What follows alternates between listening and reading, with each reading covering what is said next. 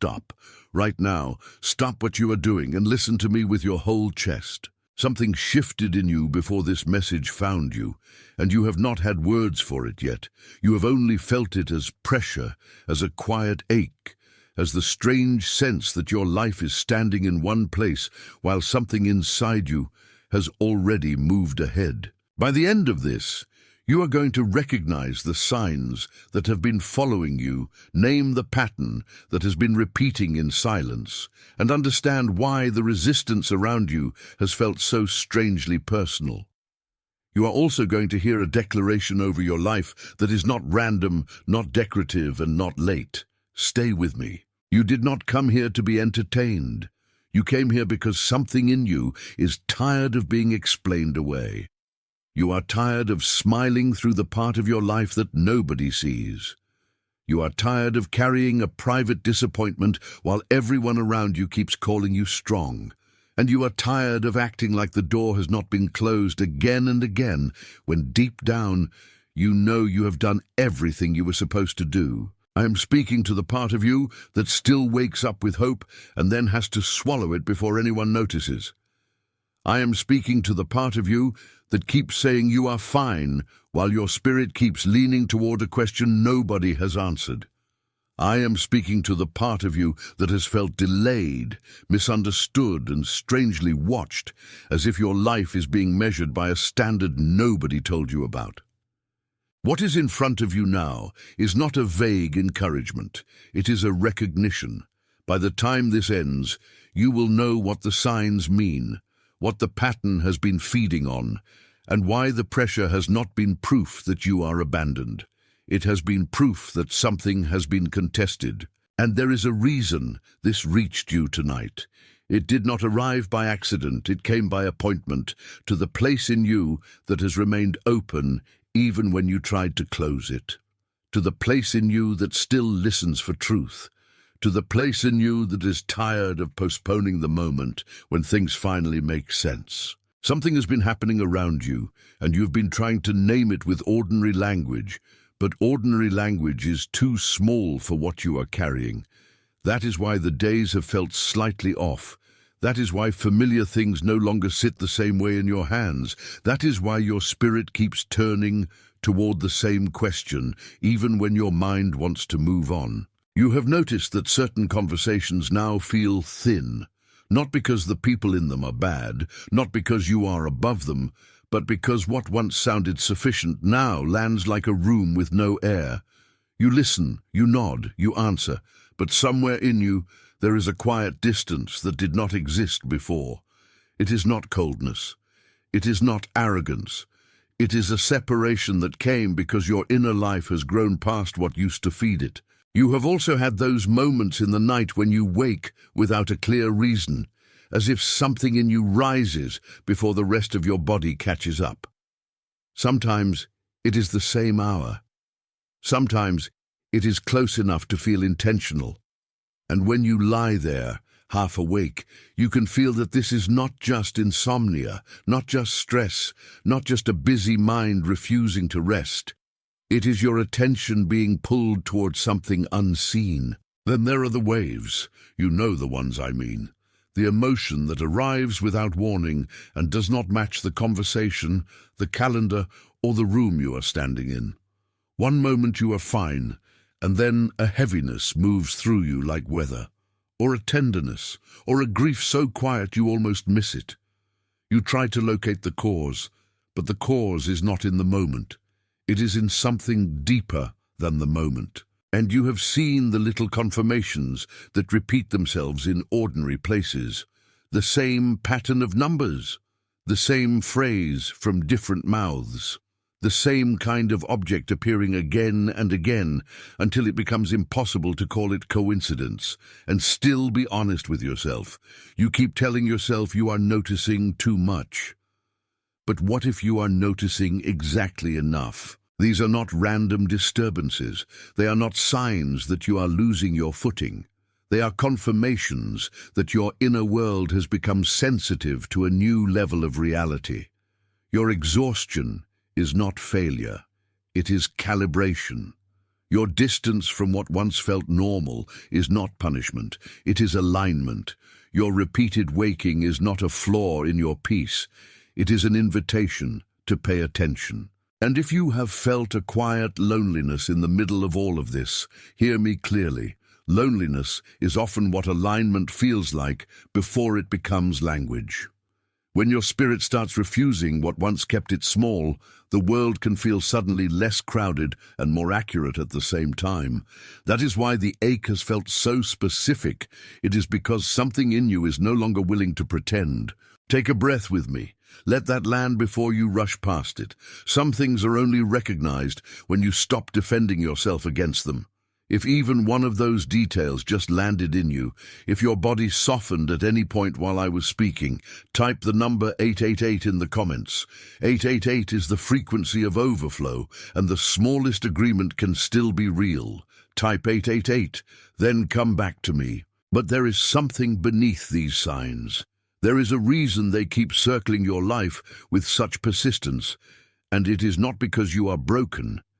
Beneath the surface of the symptoms is one single pattern, and once you see it, you will stop calling every battle by the wrong name. Beneath those signs, you have been carrying the habit of reaching with your whole heart toward what will not respond to effort alone.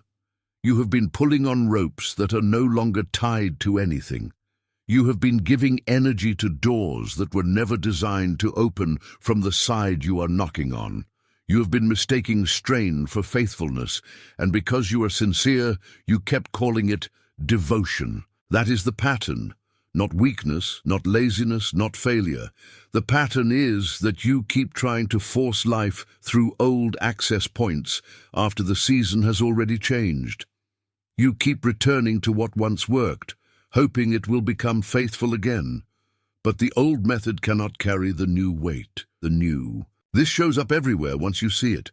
You repeat conversations that never move anywhere because you are hoping clarity will eventually arrive from persistence alone. You keep investing in what drains you because walking away feels like betrayal, even when staying is costing you your breath. You keep trying to earn ease from systems that only know how to reward performance. And then you call the exhaustion your personality. No, hear me gently. That is not who you are. That is what survival taught you to do. Somewhere along the way, you learned to treat strain as proof that you cared enough.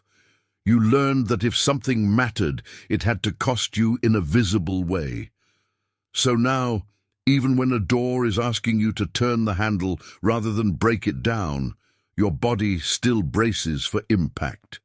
You are not only fighting the present, you are reenacting an older instruction written into your reflexes long ago. And this is why it has been so hard to feel satisfied. Because satisfaction requires permission to arrive without punishment, and part of you still believes peace must be earned through pressure. You do not even realize how often you apologize for ease, how quickly you distrust what comes gently, how automatically you brace when goodness comes close. The cost of that pattern is deeper than tiredness. It keeps your discernment busy in the wrong room. It keeps your hope split in half, one part believing and the other part preparing for disappointment.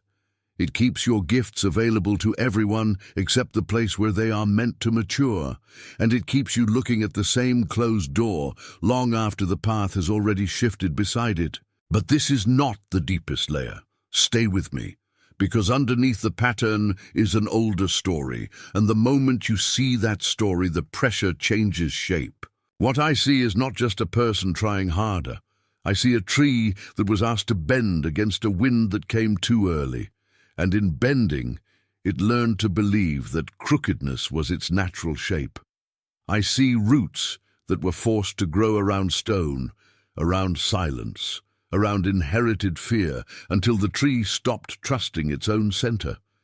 I see a living thing that did what it had to do to survive, and then forgot that survival is not the same thing as destiny. That is what this has been like. The roots were not destroyed, they were trained. The trunk was not empty, it was disciplined into caution. The branches were not unwilling, they were taught to hold back their fruit until they were certain they would not be punished for bearing it. And because you were formed in that kind of weather, you kept mistaking adaptation for identity. You kept calling restraint wisdom because no one around you had language for the cost of always being careful. You learned to read the room before you read your own heart. You learned to arrive already braced. You learned to survive in places where softness was too expensive. That is why the voice inside you has felt quiet in certain rooms. Not absent, quiet. A voice can be dimmed without being destroyed. A frequency can be covered without being erased. The tree can still live while its leaves are trained to tremble at every change in the air. And that is exactly why what you feel now is not collapse. It is the beginning of remembering. Something is happening in the roots. The old stone is no longer the only thing they know. A different light is touching the edges of what was buried. The tree does not need to force itself upward right now. It only needs to remember what it is. The sap knows, the bark knows, the hidden life knows. If the image of that tree landed in you, if you can feel the old bending and the new remembering, type the words "I see it" in the comments. Let recognition put a seal on what just opened. Type it, then come back to me. And now listen closely, because this is the return. The solution is not that you must become stronger. The solution is not that you must finally prove you can endure more.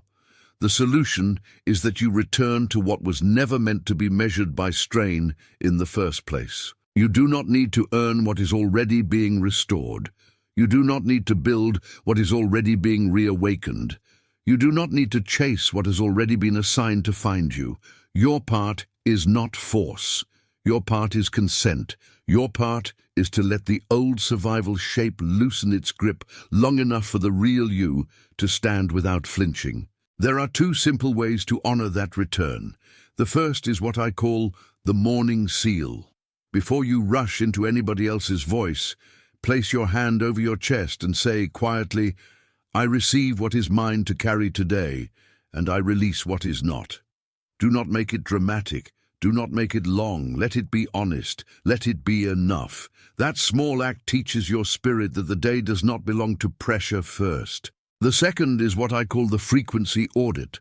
Once in the day, pause before the thing that drains you and ask a single question. Does this open me or reduce me? You're not asking whether it is familiar. You're not asking whether it is impressive. You're asking whether it keeps the tree alive. That question will spare you from many false loyalties. What changes you now is not more effort. It is cleaner stewardship. It is learning to guard what is alive in you without worshipping what exhausted it. It is becoming faithful to the part of your life that still has breath in it. It is refusing to call every old bond sacred just because it was there first. And there is grace in that. There is dignity in that. There is a kind of holy intelligence in finally knowing that not every familiar weight deserves to remain in your hands. Some things were only ever meant to teach you the shape of release, so you do not force the tree, you water it. You do not interrogate the root, you protect it. You do not shout at the part of you that has been cautious for years. You bless it for surviving long enough to be healed. If something in this message confirmed what your spirit already knew, let your like be your amen without words, not as a metric, as an agreement that what was named here was named correctly. Let that sit with you for a moment. Do not rush the confirmation. Some recognition only settles when it is allowed to breathe. There is someone in your life who came to mind while I was speaking, someone quietly tired, someone carrying more than they admit. Someone who keeps showing strength while privately wondering how much longer they can hold the shape they have been asked to maintain. Someone who looks composed from the outside but has been living with a hidden ache that no one has named. Send this to them, not as a recommendation, as a delivery. Before this closes, type the words "I am chosen" in the comments, not as a wish, not as a hope, as a confirmation. Let your fingers do what your spirit has already begun to know. You are being gathered, not scattered. You are being restored, not overlooked. You are being steadied, not abandoned. You are being taught to trust the new ground under your feet. You are being invited to live from the root, not the wound. Right now, all across the world, others are receiving this same recognition tonight. You are not alone in the hearing of it. You are part of a mercy that does not announce itself loudly, and that is exactly why it is real. What has been sealed in your hearing is being sealed in the lives of others as well. Even now, I am chosen. I am ready. I am home. It is sealed. Before this closes, let me speak slowly over what is awakening in you. You are not confused. You are not late. You are not being dismissed by heaven while everyone else seems to move forward. You are standing inside a season where what was hidden is becoming visible, and that visibility can feel lonely before it feels clear. You have been asking questions in silence, and the silence has felt heavier than an answer would have felt. You have wondered why your strength has not been recognized, why your effort has not turned into ease, why the same pressure keeps circling back to the same tender place in you. I am here to tell you that the pressure was never proof of failure. It was proof that something in your life has been contested, and what is contested is often what carries the greatest weight. You are being taught to distinguish between noise and signal. You are being taught to notice what depletes you and what restores you. You are being taught that not every closed door is rejection, and not every delay is denial. Some things are only slowing because they are being protected until you can hold them without breaking them. Do not measure yourself by the speed of others. Do not compare your unseen battle with someone else's visible ease.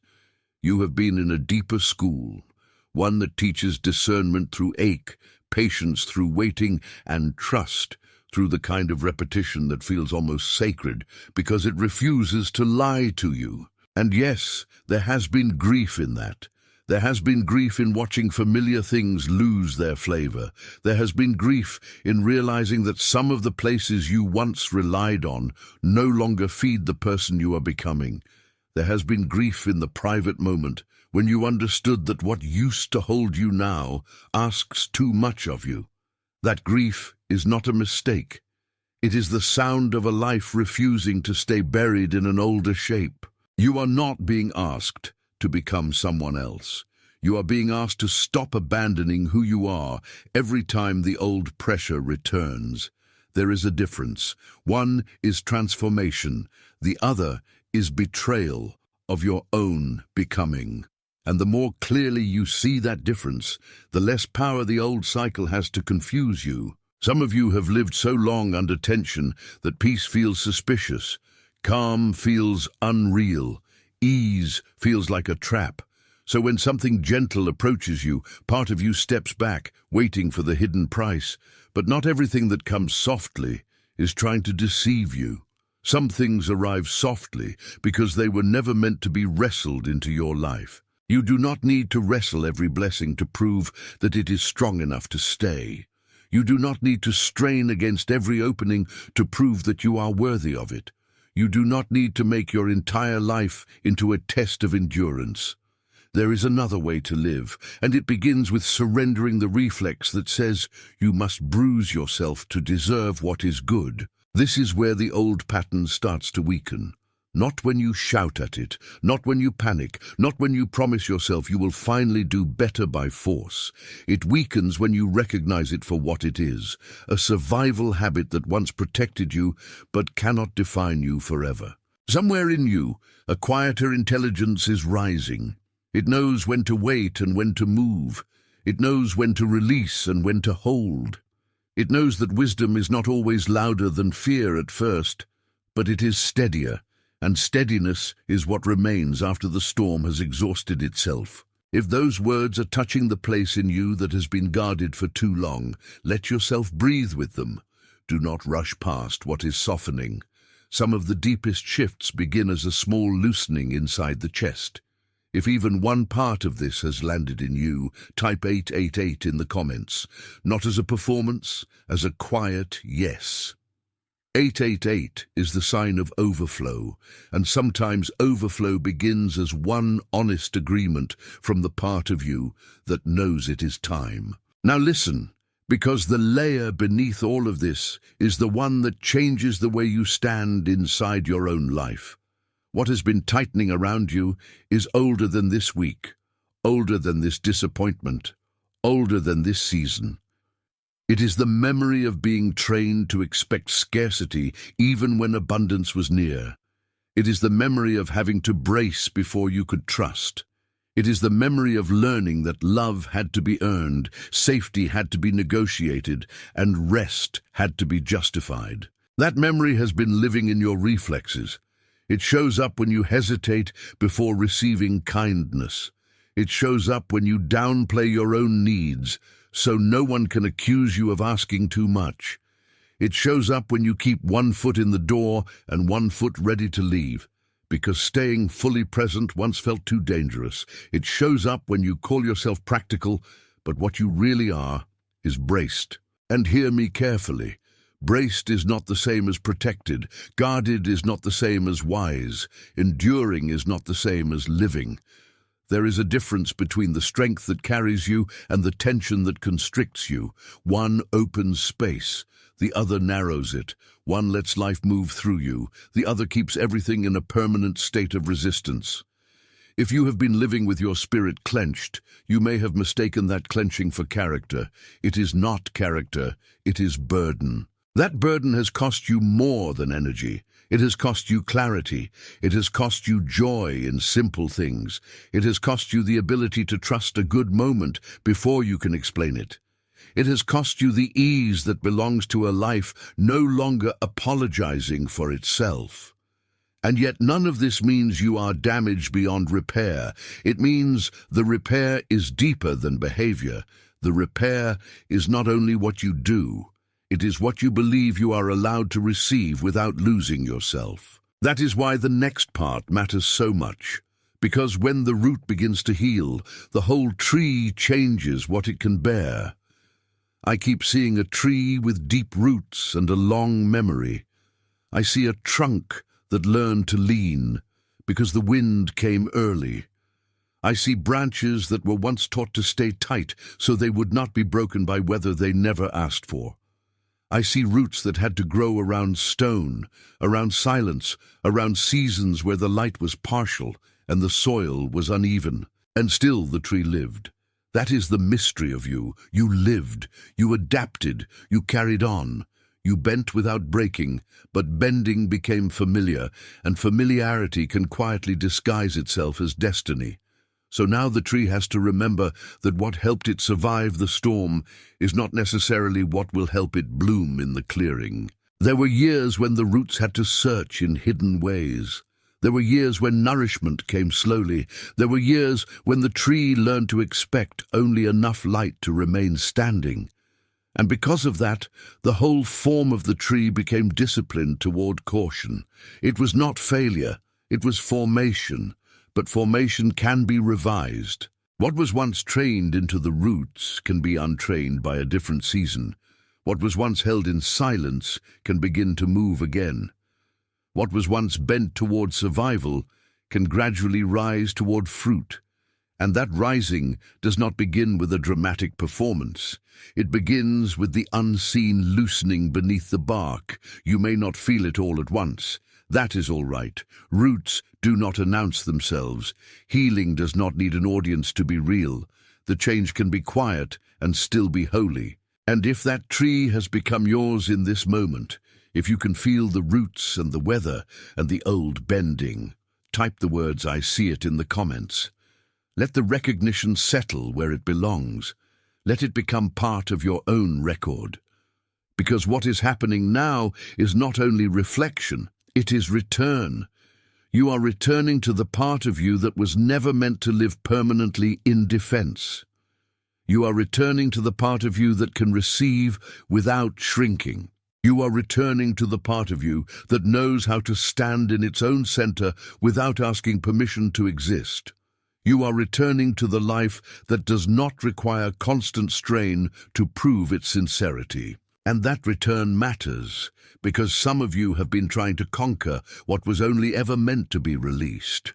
You have been wrestling with a season that ends the moment you stop feeding it with fear. You have been interpreting every internal tremor as danger when in truth, some of those tremors are only the body learning a new normal. A new normal does not feel normal at first. It feels exposed. It feels tender. It feels unfamiliar in a way that makes the old armor look appealing again. But armor is heavy, and what protects you too long eventually keeps you from touching what is actually alive. So the invitation now is simple. Release what was meant for survival. Keep what was meant for wisdom. Let the heart remain open enough to tell the difference. That is why I keep coming back to the tree. The tree does not force its fruit open. It does not shame its branches for being slow. It does not apologize for taking time to recover after the storm. It simply continues being rooted in what is deeper than the weather. That is your instruction now, too. Stay rooted, stay honest, stay open to what is growing in ways you cannot yet measure. And if you have been waiting for a sign that the inward shift is real, let this be it. The fact that the old way feels harder now is not proof that you are failing. It is proof that you can no longer survive on what once was enough. Your spirit has outgrown the old container. Let that be a comfort, not a threat. Growth often feels like a small grief before it feels like a gift. If the recognition in you is sealing right now, type the words "I am home" in the comments, not as a desire, as a declaration that the wandering in your own chest is ending. Come back to me with those words and let them settle into your hearing. You do not need to force the roots. You do not need to revive the tree with panic. You do not need to prove that you deserve the sunlight. You only need to remain available to it. That is where your strength becomes gentle. That is where your faith becomes quiet. That is where your life becomes less like a battle and more like a belonging. And there is a kind of courage in that belonging that the old version of you may not understand at first. Because the old version was trained to survive by vigilance, and vigilance always believes that peace is one mistake away from disappearing. But the new version does not have to live under that suspicion. The new version can breathe. The new version can receive. The new version can let goodness arrive without interrogating it at the door. That is not weakness. That is restoration. And this restoration is not only for you, it is moving through the lines of everyone who has had to become strong too early, quiet too long, careful for too many seasons. It is moving through the ones who smile while carrying the weight no one named. It is moving through the ones whose hearts still ache in rooms where nobody else notices the crack. They are not forgotten. They are not outside the reach of mercy. They are being gathered into a different kind of knowing, one that does not require them to keep bleeding just to prove that the wound was real. So hold that thought closely. Hold it without clenching. A life can be held and still be free. You are not being asked to invent your own rescue. You are being asked to recognize that the rescue has already begun in the places where your old fear has started to lose its authority. The tree is not dying. The tree is changing seasons. And because the tree is changing seasons, the fruit it carries will not come from force. It will come from alignment. It will come from being rooted enough to receive what the sky has been waiting to give. You